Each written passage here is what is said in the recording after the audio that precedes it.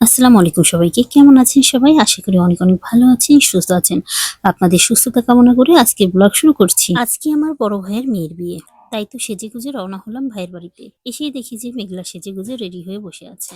বিয়ে তো অনেক আগেই হয়েছিল, তো তুলে নিয়েছে ঈদের পরের দিন। এই জন্য না আমি আগে আগে আসতে পারিনি, কারণ আমার বাড়িতেও অনেক মেহমান আসতেছিল। বাড়ি থেকে রান্না বান্না শেষ করে তারপরে এই বাড়িতে এসেছি। আমার শ্বশুর বাড়ি যদি দূরে হতো হয়তো বা আমার বিয়েটা অ্যাটেন্ড করে হতো না, কিন্তু কাছে হওয়াতে একটা সুবিধাই হয়েছে। আমি দৌড়াতে দৌড়াতে চলে এসেছি। আমি আসার 10 মিনিট পরে বরযাত্রী চলে এসেছে। এখন গেটে হচ্ছে বিভিন্ন রকম কথা, যা বিয়ে বাড়িতে হয়ে থাকে আর কি। গেটে দাঁড়িয়েই ছেলের ভাই আর মেয়ের ভাই দুজন মিলে কথা কাটাকাটি করছে। ছেলেরা চেষ্টা করছে কিভাবে কিছু টাকা কমানো যায়, আর মেয়েরা চেষ্টা করছে কিভাবে কিছু টাকা বাড়ানো যায়। আমরা তো দূরে দাঁড়িয়ে দাঁড়িয়ে মজা নিচ্ছিলাম, আমাদের কাছে খুব ভালোই লাগছিল। দেখা যাক কোন দল জেতে। যে দল জিতুক না কেন, দু দলই আমাদের, তো এই জন্য আমরা সবাই মিলে মজা নিচ্ছিলাম। কথা কাটাকাটির মাঝখানেই আমার ছোট চাচা চলে আসে, এসে বলে যে সবাই সরে যাও, গেটে কোনো টাকা পয়সা দিতে হবে না।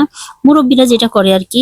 আমার আব্বু থাকলে হয়তো এরকম করতো, কেননা কখনোই আমাদের বিয়ে বাড়িতে কোনো অনুষ্ঠান হলে আব্বু বলে যে টাকা পয়সার দরকার নেই, ওদেরকে এমনি ঢুকতে দাও। আর আজকের দিনটা ছিল এত পরিমাণে গরম যে ভিডিওটা দেখো কি একটা কালার হয়ে গেছে।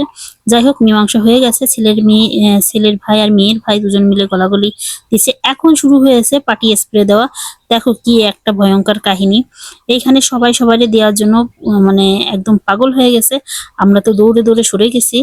আর দেখো ছেলে মেয়ের অবস্থা। মেয়েকে ডাকছিলাম, মেয়ের তো একদম মুখ টোকা অবস্থা শেষ।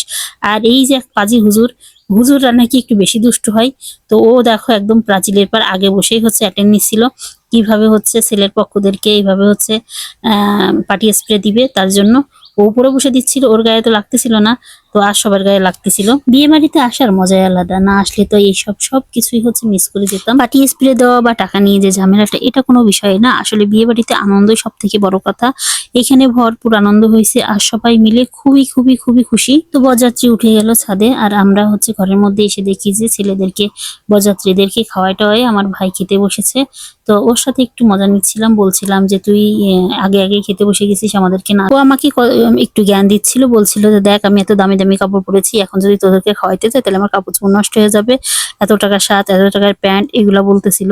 তো যাই হোক, ওর সাথে একটু বেশি বেশি মজা নিলাম। ওরে এটাও বললাম যে তুই কি পরিমাণে খাচ্ছিস, দেখ তোর প্লেটে শুধু মাংস আর মাংস। ও আমাদেরকে বলছিল তোদেরকে এত খাওয়াই কি হবে বল, আমি তো বাড়ির ছেলে, আমার একটু খাওয়ার দরকার আছে। তো আমি বললাম যে হ্যাঁ, অতিথির জন্য না খাওয়াই তো নিজে খাচ্ছে, বলছে নিজে বাঁচলে বাপের নাম, তাই জন্য আগে আগে নিজেই খেয়ে নিচ্ছি।